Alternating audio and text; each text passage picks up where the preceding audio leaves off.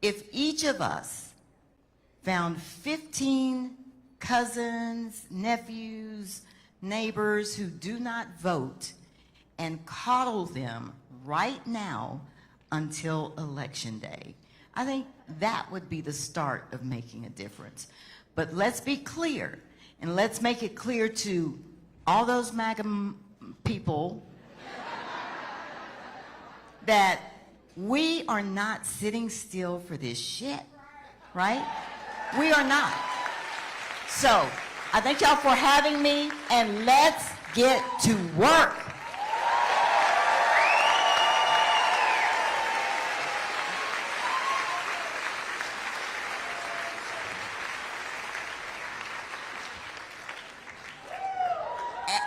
Yes. Give one of our heroes a hand.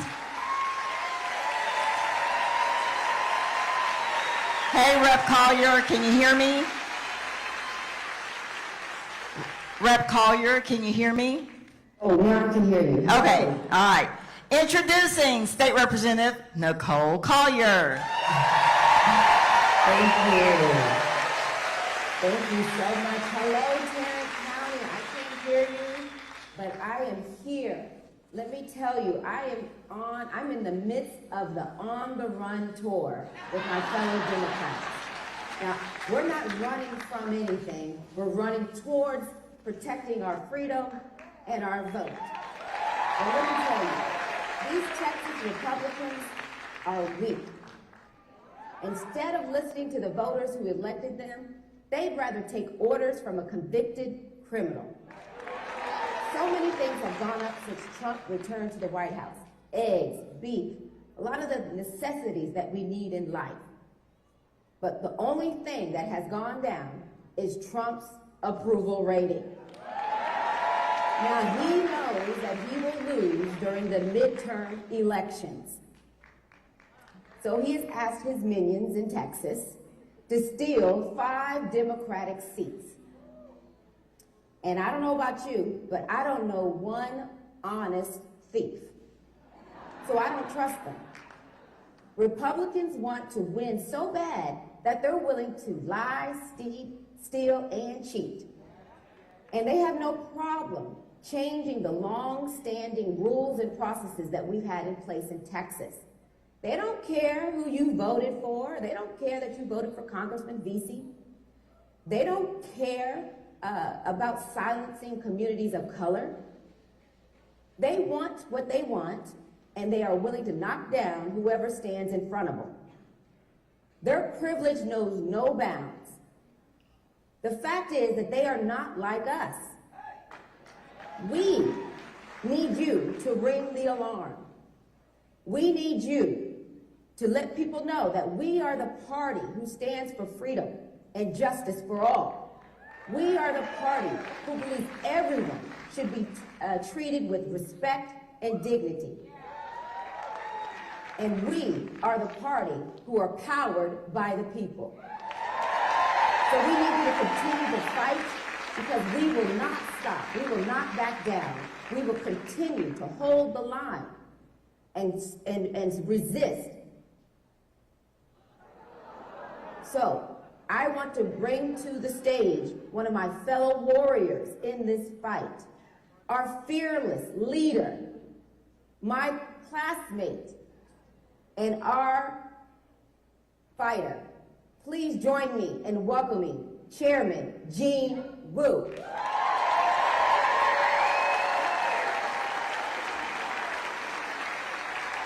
This is Senator Gene Wu, and we're here on the bus for the Democrats from Texas.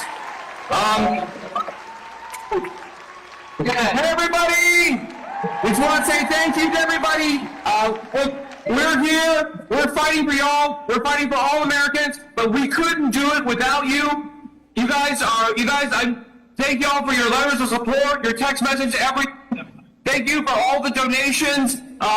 We can't do it without you. I know your hearts are with us, and we're groundbreaking, but there's a piece of you with us here right now. So thank you so much. And we're gonna go right down the aisle and show everybody's here.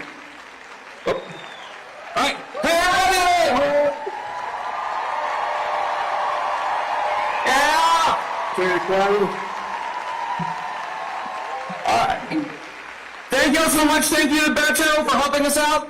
Thank you to everybody, all the Americans who have donated to us. Thank you so much.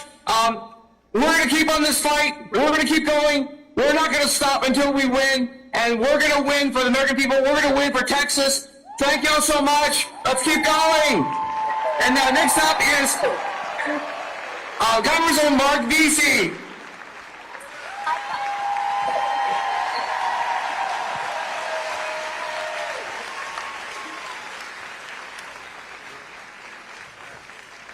What's up, Fort Worth? How y'all doing? So good to see you. So good to see everybody. So good to see my friend Beto O'Rourke back in town. Great to see him. Great to see Joaquin. Joaquin's been to Fort Worth before. These two guys were my classmates when we got elected to Congress back in 2012. And we've been on some journeys. And, you know, one of the things about Congress and just being an elected official in general is that you really do meet some very interesting people along the way, including a very interesting cast of characters, right? And when Joaquin and I were in the state legislature, one of the characters that I remember very well, and at the time seemed like a decent guy, was Ken Paxton. Yeah. You know, when we knew Ken Paxton back when Joaquin and I were in the state legislature back in 2005, 2007, Ken was like, you know, he loved the Lord. Ken loved that's all Ken used to talk about. And Ken started loving the Lord so much that he had a federal warrant out for his arrest for fraud, amongst many other things. And you know, when I got to Congress, you know, there's a whole nother cast of characters. You know, there's this one lady that I work with. Her name is, y'all may have seen her on TV before. Her name is Marjorie Taylor Greene. Hey. I mean, like a complete just nutcase, total nutcase. And then we have the Speaker of the House that says he loves the Lord. They call him Mike Johnson from Shreveport. Mike loves the Lord so much that he wants to discriminate against voters of color. And he wants to eliminate congressional districts just because Donald Trump, who definitely pretends like he loves the Lord, told him to do it. But, you know, one of the great things is that, you know, you do meet that cast of characters, but you meet some amazing individuals as well. And one of the people that, again, that I'm just very privileged to serve with, who's been a champion when it comes to immigration rights, has been a champion when it comes to civil rights, has been a champion when it comes to women's rights, and that is Joaquin Castro out of San Antonio, Texas.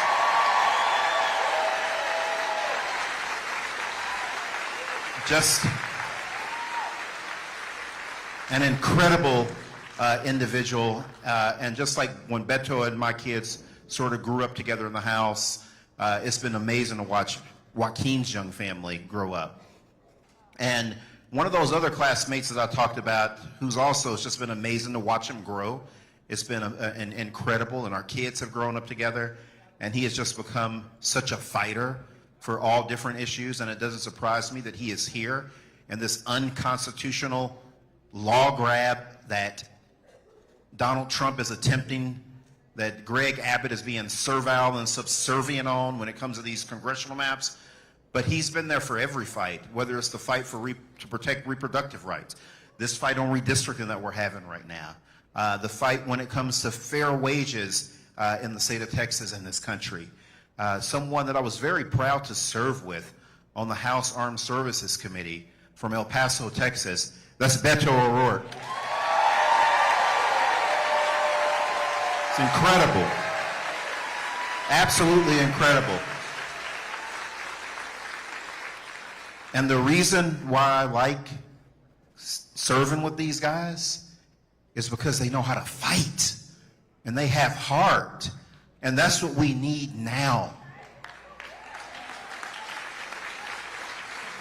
For people that don't have it in them to fight right now, when everything is at stake, when liberty is on the line, when our country as we know it is at stake, it's time for them to exit the stage. They need to move on. They need to move on. You know, some of y'all have heard me talk about my experiences here in the Ridgely Theater growing up. My family's right here in Como, right next door. My mom finished from Como High School when everything was still segregated. She's class of 1969. My mom and all her brothers and sisters finished from right over there in Como. And I have so many memories about just growing up around here. But one of the things that you learn is that if you want to be respected, you gotta fight back. You gotta fight back. Because when you don't fight back, you just invite other people to pick on you. And one of the things that Democrats did that was a big mistake in 2003, when Tom DeLay, do y'all remember little Tom DeLay? When Tom DeLay decided that he was going to redistrict, not a single Democratic governor or Democratic state legislature returned the favor. And so now we're back at 2025, 20 years later, and we're dealing with this bullshit again. And the reason why we're dealing with this bullshit again is because nobody fought back this last time around. But I gotta tell you, man, I'm gonna tip my hat to that governor from California, Gavin Newsom. I'm tipping my hat. I am tipping my hat Texas style to him. Because the message that they're sending to Speaker Mike Johnson, to Donald Trump, to Greg Abbott, is that if you're going to draw Democrats out in Texas, then you're going to take some Democrats, some Republicans out with you in California. And that's the message that needs to be sent. And to these other blue states that are out there, with these blue governors and blue state legislators, I don't want to hear about this bullshit about what y'all's Constitution. Y'all need to have a special session. And you need to get to redrawing their asses out in Washington. Get to redrawing their asses out in Illinois. Get to redrawing their asses out in New York. Get to redrawing their asses out in New Jersey. Get to redrawing their asses out in Maryland.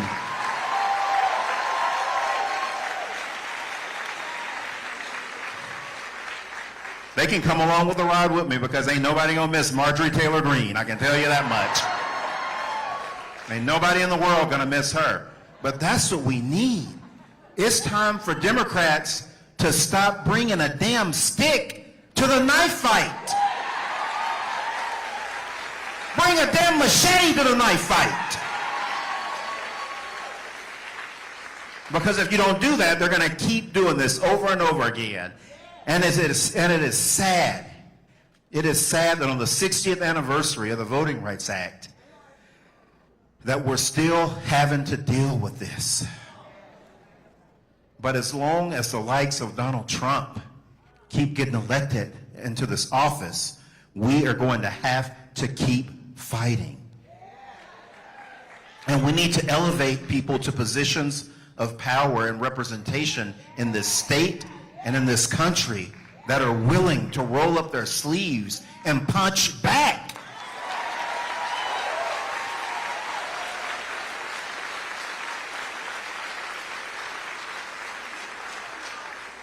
And one of those people that I know that's not afraid to punch back, because I've seen him do it before, and he is damn good at it. Y'all ought to check him out on X. Y'all need to check him out on Instagram. You need to check him out on Facebook. And that is my dear friend that represents San Antonio, Texas, who's about to step to the mic, Joaquin Castro.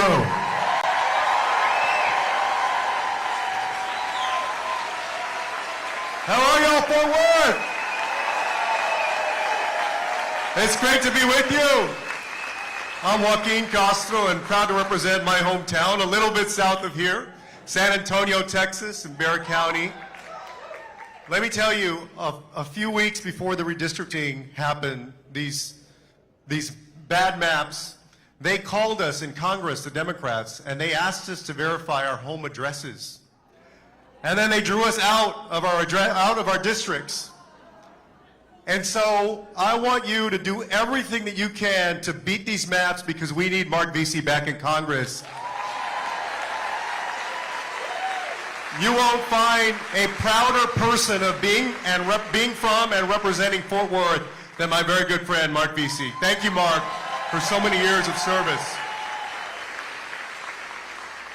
And thank you to Beto O'Rourke for bringing us all together.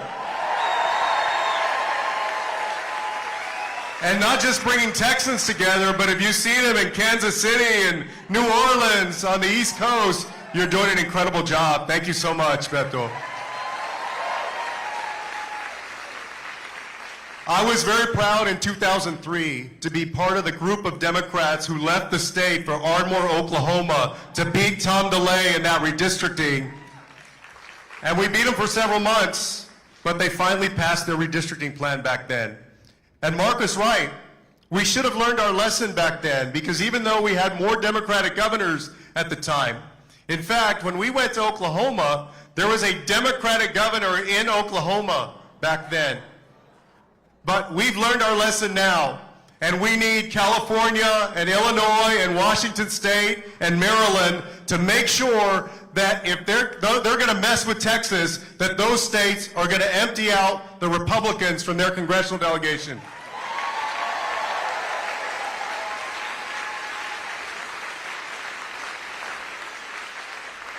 And y'all, I know that, people are living their lives and they're trying to support themselves and their family members. And even though Trump promised an incredible economy, inflation has started to go up even higher. Rents are going up. The cost of everything is going up. You try to take your family out to eat to a restaurant, and a meal that would cost $40 or $50, I have a family of 5, my wife and our 3 kids, that a few years ago would be maybe $50. Now it's $80. It's gotten much more expensive, even for basic things. We have an 11-year-old, a 9-year-old, and a 3-year-old. And so when we've been buying diapers in the last 6 months at the beginning of the year, as our daughter was coming off of them, the price of diapers has gone up. The price of basic necessities has gone up. The price of health care has gone up. And I want to tell you very quickly a very short story, a short version of what was one of the worst days and one of the luckiest days of my life. Because as we talk about redistricting, and look, let's be clear, this is going to hurt black and brown communities the most in our cities because they are tearing them up and moving them all around. But the fact is, those communities aren't the only ones that are going to get hurt. White Texans are going to get hurt. Rural Texans are going to get hurt. Suburban Texans, urban Texans. This is going to be bad for everyone. And let me give you one example of why. And as we talk about this, remember, these aren't just lines on a map or red and blue or things on a budget, right? Line items on a budget. This is about who represents each and every one of us. So, the quick story. I'm 50 years old. I turned 51 on September 16th of this year. But in 2022, on July 2nd of 2022, I started that day very happy because I mentioned that I have a 3-year-old. My 3-year-old, our youngest child, Ana Valentina, she turned 2 months old that day. And I was away in Spain, in Bilbao, Spain, for a work conference. And it was the first time I'd ever been to Spain. And we were on the last night of this conference, and we were driving back to Bilbao somewhere in between 11 and 12 midnight. And as we were driving back, I was a passenger in a car. And as we were on this road that was dimly lit, seemed like a semi-rural road, the driver hit this wild boar going about 65 or 70 miles an hour. Now, those of you that have ever hit anything on the road at that speed, you know how scary and how dangerous it is. Because right away, the car was impacted and, it was bent and the windshield shattered and the airbags came out. But they sent the ambulance over and they asked us how we were doing. And I actually thought that I was fine. I tried to figure out if there was anything wrong with me. I didn't really feel much pain. I looked at my hand and I noticed that it was starting to swell up a little bit and getting kind of red. And I thought, well, if I got to go back home to San Antonio and tell the insurance people that I actually hurt myself, I want to make sure I document it. So I said, yeah, I'll go to the hospital. I thought, well, I have this flight at 7 or 8 a.m. the next morning. I'll be in there for a few minutes. They'll x-ray my hand, and I'll be on my way. Well, I get to this hospital in what I felt like was the middle of nowhere on the outskirts of Bilbao, and right away, they treat me like a trauma patient, a full-blown trauma patient. If you've ever gone to the hospital after a car accident, they put that neck brace on you where you can't move your neck and you're stiff. And they said, we see a lot of accidents on these roads, and the damage isn't always readily apparent. Sometimes it takes hours or even days for people to realize that they've been hurt. And so they gave me something that I'd never had before because I'd never been hospitalized and quite honestly didn't really like going to the doctor and didn't like blood and needles, all of that stuff. And they gave me what's called an MRI with contrast. An MRI with contrast, for those of you that know, is when they inject a dye in you so they can see what's going on with your organs. And so it took about 40 or 45 minutes, and the doctor was going to release me. And just before they were going to release me, one of the last things they do before they let you go, you know, is they take your IV out. Well, I thought they were going to take the IV out and I was going to go home. And as I come in, they asked my name. They didn't ask for my insurance card. They didn't ask for my address. They didn't ask for my driver's license. They just treated me as a patient and a human being at the hospital.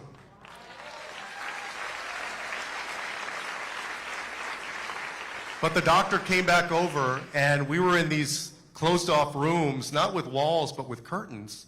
And she came over, and she closed the curtain in front of us, and she started to lean over. And it was at this point in my life that I'd never wished more than at that moment that my Spanish was better than it was. She started telling me in Spanish and also in English, but she said, I hate to be the bearer of bad news, but my radiologist called down to me, and he believes he sees what are 2 neuroendocrine tumors that have moved from your small intestine into your liver. And I had never heard the word neuroendocrine. I couldn't even pronounce it. But I understood that this doctor was telling me that they believed that I had cancer. And so when I got back to San Antonio, you can imagine, for those of you that have gone through it or have helped a family member go through this, you have a million doctor's appointments and MRIs and CAT scans and PET scans. And so I ended up getting surgery in February of 2023 at MD Anderson. And they took out a bunch of stuff, like 44 lymph nodes, part of my small intestine, my appendix, my gallbladder, a bunch of stuff. I was there for 10 days. Fortunately, the remaining tumors that I have not grown in 3 years. I just need them to not grow for about 40 more years, and then I'll be perfect. But when I was there at MD Anderson, you know, after you have surgery, they ask you to walk around. That's part of the recovery. And as I was walking around, they told us to relax. Don't get excited. Don't get stressed out. And so I didn't watch CNN, MSNBC, any politics for 10 days. And that was in a quieter time than it is now. But I didn't watch anything. But I pass around and people are doing their laps and they're walking and you're hooked up to that machine that reads your blood pressure and your heart rate and all that. And I passed by 2 rooms right in a row that had Fox News on. And I said, wait, I thought they told us to relax. They're watching Fox News. But let me tell you, as we were passing each other, all of us of different ages, different ethnicities, different backgrounds, nobody's politics mattered at that moment. Everybody was working to survive their cancer diagnosis and their surgery. And that's why I know that when you cut cancer research and you cut healthcare and you cut Medicare or Medicaid, you're not just hurting Democrats, you're hurting all Americans, regardless of their politics.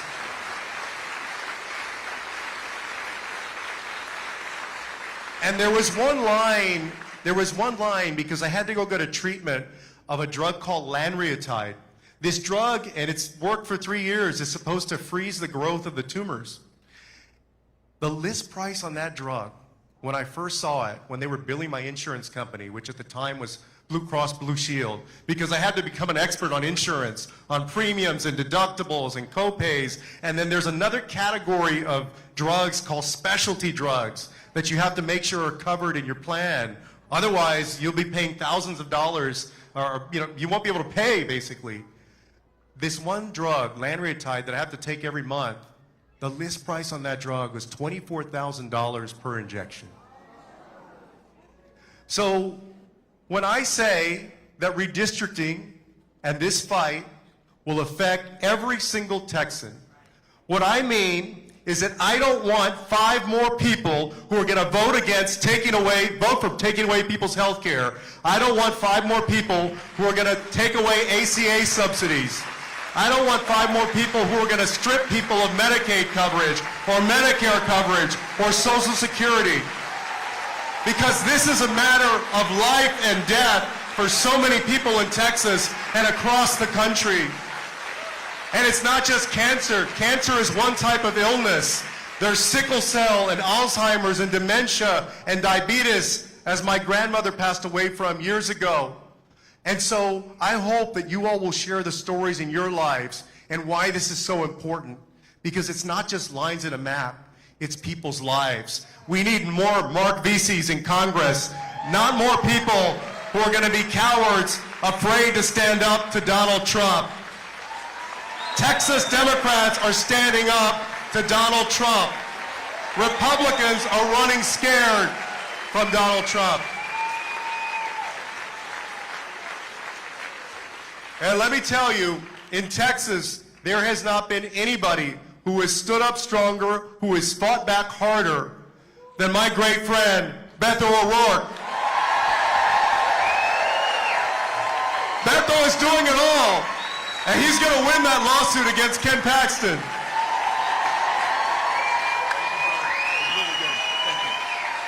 All right, Fort Worth. Let's hear it for Joaquin. Let's hear it for Marc, Elisa, Allison, these city council representatives. And how about those Texas state Democrats in Illinois fighting for all of us?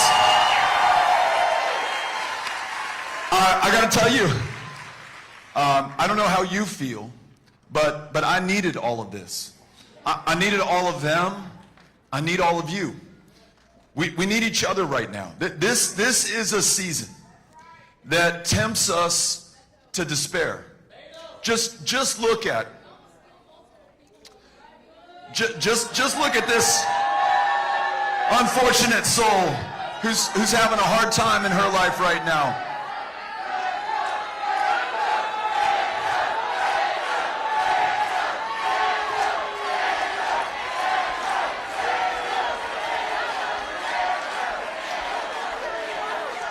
Now there's someone who's given in to some evil stuff, right? And look, we pray for her. We hope that she comes out okay at the end of the day. But coming back to us, we need each other at this moment because we have been tempted to despair. If you think about what has happened in the first 6 or 7 months since Donald Trump has been sworn into office, he has defied the co-equal federal courts, absolutely disregarding their decisions. He's dismantled congressionally chartered and mandated agencies and departments. He has colluded with corrupt public officials, and he is covered up through the bribe that he is paying right now to Ghislaine Maxwell to move her to Camp Fed to reduce her sentence, though she is a convicted sex trafficker of little girls, of children in this country, and he seeks to dispense with every constitutional safeguard and protection that has kept us a nation of laws and not of kings for these last 249 years. But that's not the worst. This is the worst. So many of our fellow Americans right now bend the knee to this would-be tyrant. They assume that he already has the power to be a king, and it's the most powerful among us. The big East Coast law firms will no longer defend his political opponents, will contribute hundreds of millions of dollars to his chosen causes. The big universities, whether it's Columbia or Brown or maybe Harvard as well, with endowments that cumulatively measure in the tens of billions of dollars, bending the knee.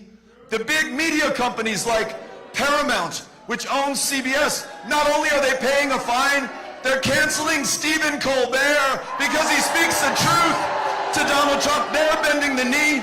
Mark Zuckerberg bent the knee. Jeff Bezos bent the knee. They're all bending the knee. And so this guy thinks Donald Trump, that he's absolutely unstoppable. He really believes that he's the king that these knee benders tell him that he is. And so he comes to our state to grab even more power in the form of these 5 congressional districts, including Marc Veasey's right here. He thinks that we are going to take it right here, but he doesn't understand in Texas, our knees do not bend. That doesn't work here. We're going to fight these motherfuckers for as long as it takes with everything we've got. We're never giving in, we're never giving up, and we're never bending the knee. Are you with me?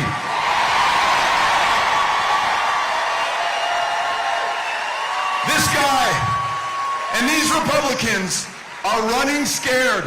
They're in full panic mode.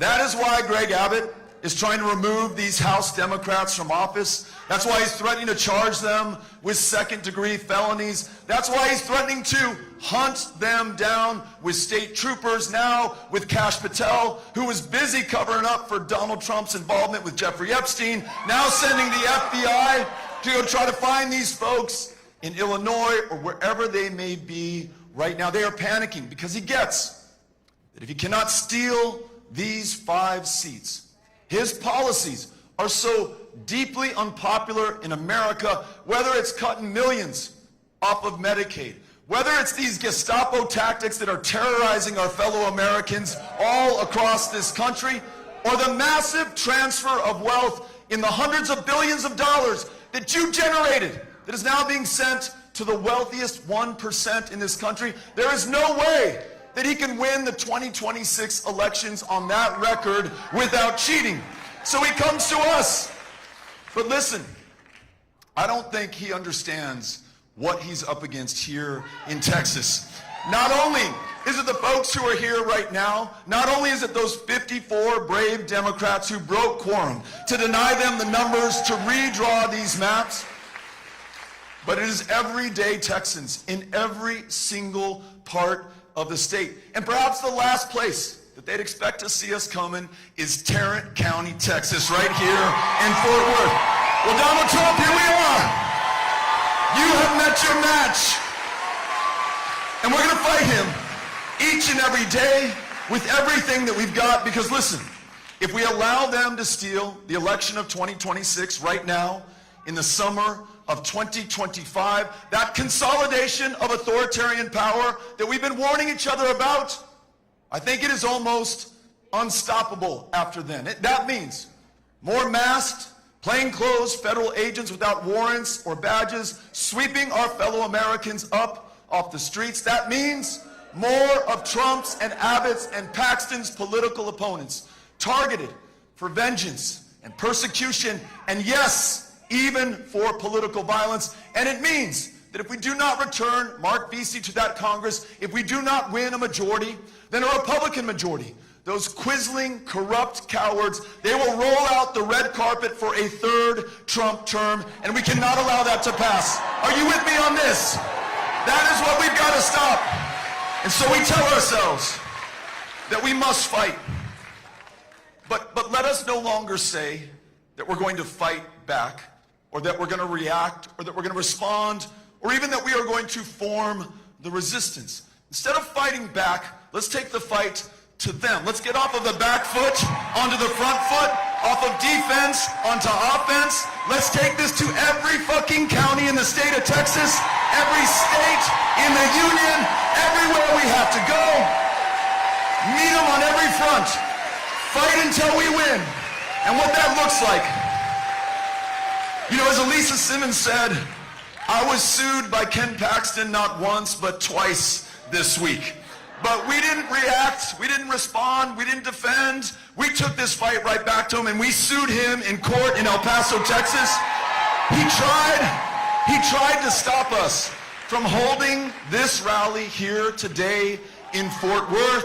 He tried to stop us from raising money to support these Democrats in the fight. He lost. And one of the worst things that we could do to Ken Paxton is to right now choose to donate to have the backs of these fighters by texting FIGHT to 20377. Text FIGHT to 20377. He is trying to stop us from raising the resources they need to ultimately prevail and come through, and we are not going to let him stop us. Are you with me on that? Ándale. It also means, as Marc was saying earlier, we don't await the punch thrown by these would-be fascists to land. We punch first, and we punch harder. We want California and New Jersey and Illinois and Maryland and every other state where the Democrats hold the governor's mansion, the assembly, and the state senate to redraw their congressional districts now, not wait for Texas to move first, to maximize Democratic Party advantage. Listen, you may say to yourself, well, those aren't the rules. There are no refs in this game. Fuck the rules. We are going to win whatever it takes. We're going to take this to them in every way that we can.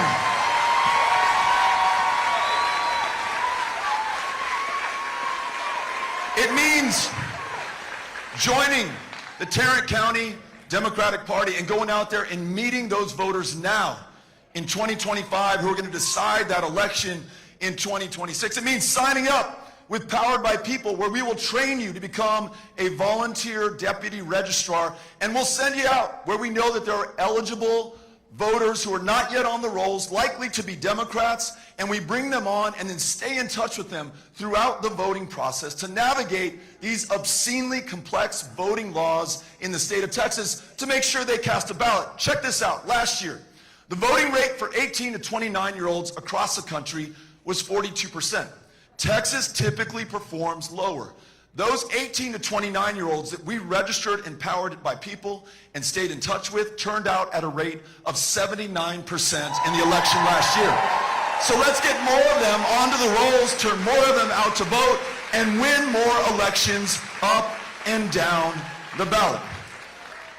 But in addition to fighting these fuckers, we have to do something else. I'm paraphrasing what Elisa Simmons would say, right? Bad influence on me. Great influence on me. We also have to be able to tell ourselves and our family and our friends and our fellow citizens just what we are fighting for, right? I think in previous elections, maybe in 2024, maybe in 2016, it was all about how bad the other side was. And they were really bad, and that was a legitimate argument. But what enough of our fellow Americans didn't hear is how this country would be better, how it would be different, how we would change it to improve their lives and to replace a system that has not worked for millions of us so that we have a system that works for all of us. So I'll give you an example. In 2024, there were a hell of a lot of Democrats, including at the very top of the ticket, talking about saving democracy.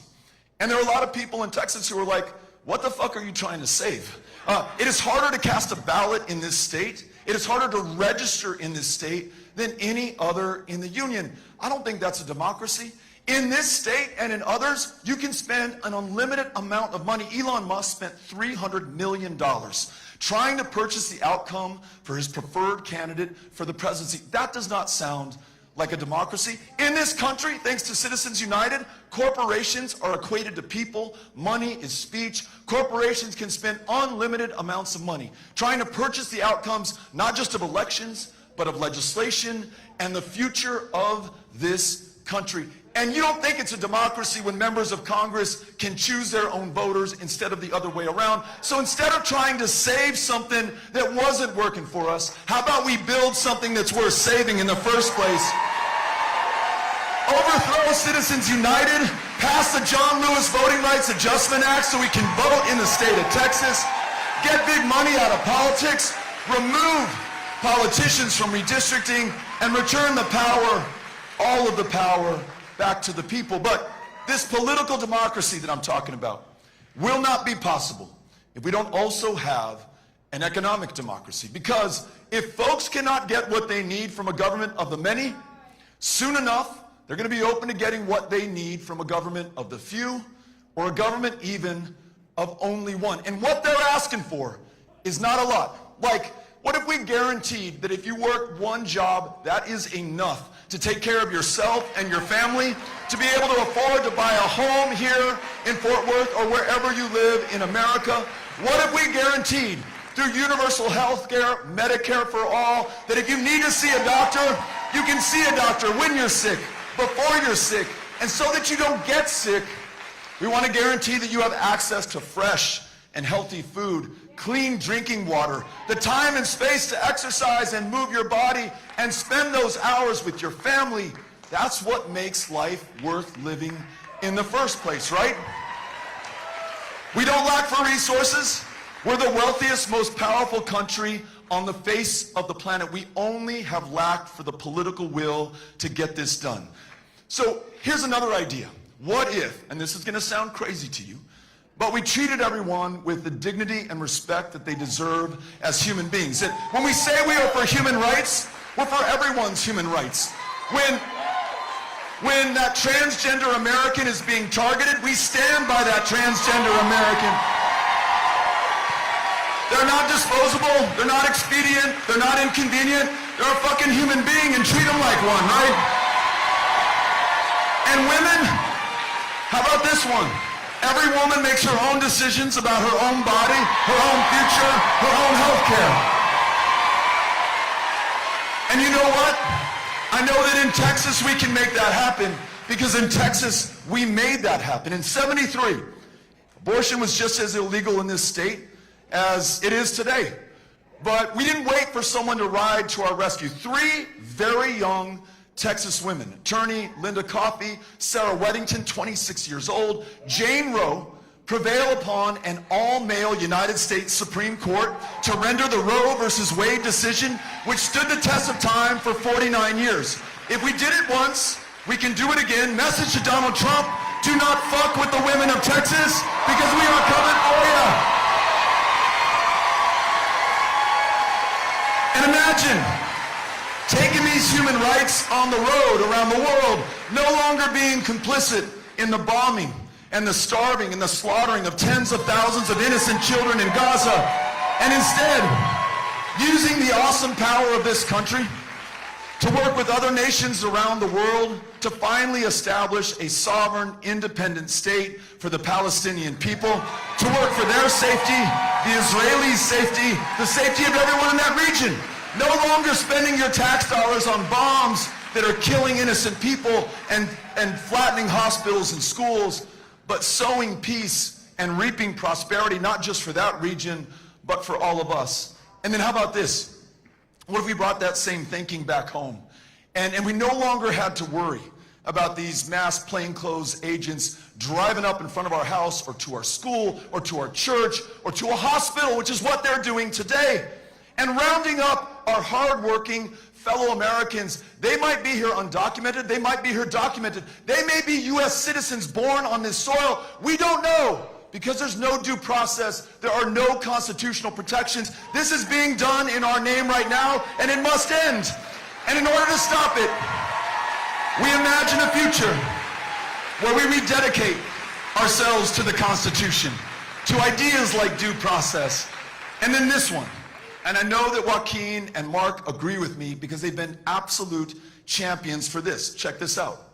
You know, Democrats, present company excluded, have talked an awful good game on immigration for as long as I have been listening. You know, if you just keep voting for us, once we get in power, comprehensive immigration reform. Well, we won power in 2008, the White House, the House, and the Senate. We won power in 2020, the White House, the House, and the Senate. The American people were watching because we had promised them what we would do with that power, and we absolutely failed to live up to the expectation that we set. So next time we win power, we're going to drive that car like we stole it. We're going to legalize every dreamer's parents, every hardworking American doing backbreaking work that makes this country so goddamn great in the first place, even greater as U.S. citizens. Don't let them fool you. They're going to try to tell you that we're on different pages about this, that we don't support the law. That's crazy. We all agree we should know who's coming into this country. We all agree that we should be able to protect our families from violent criminals, whether they were born in Fort Worth or Ciudad Juarez or anywhere. I'm on the same page with that. But don't let them tell you that immigrants are taking anything from us. Immigrants are giving far more to this country than they could ever draw down in the entirety of their lives.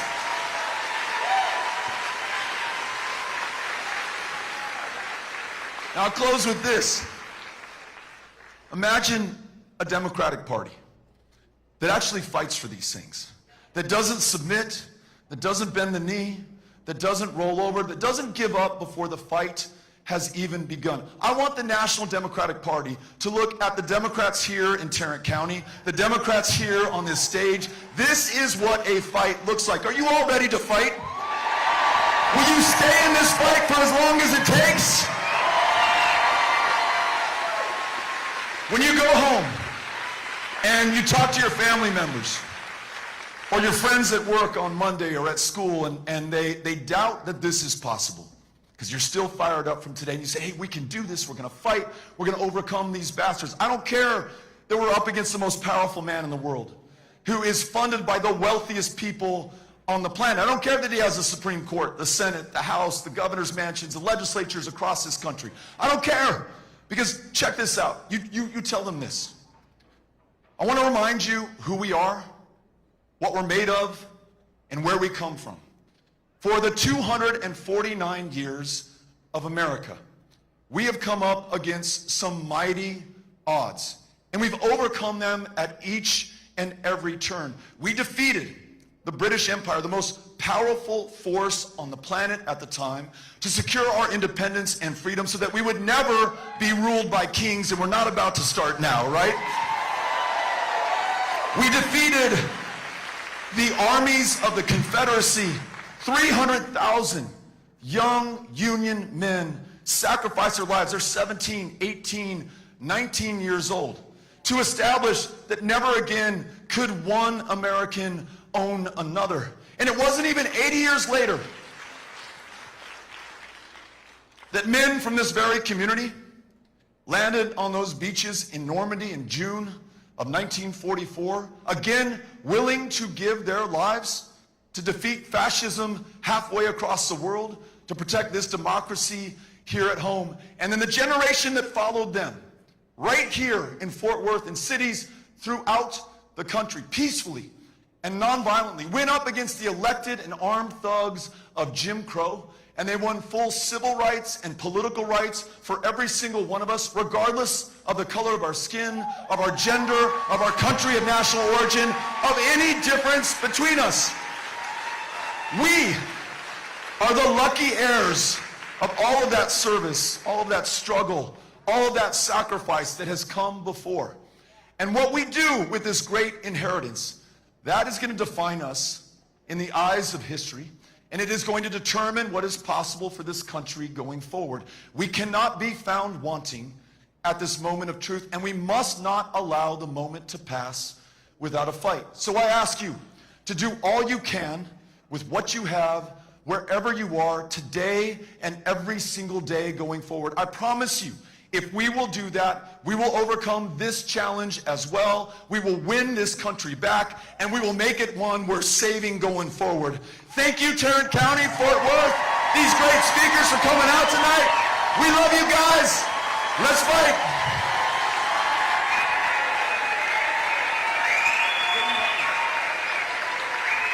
You want us all to come down?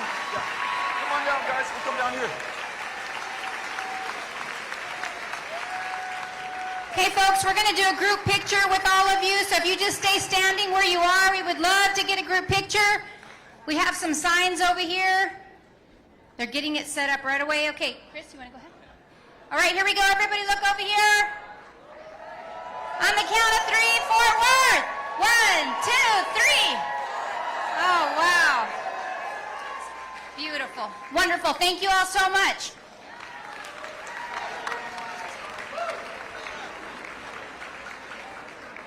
And we will be starting a picture line, folks. So if you want to wait and take a picture or say hi, please do so. The line is going to start right here.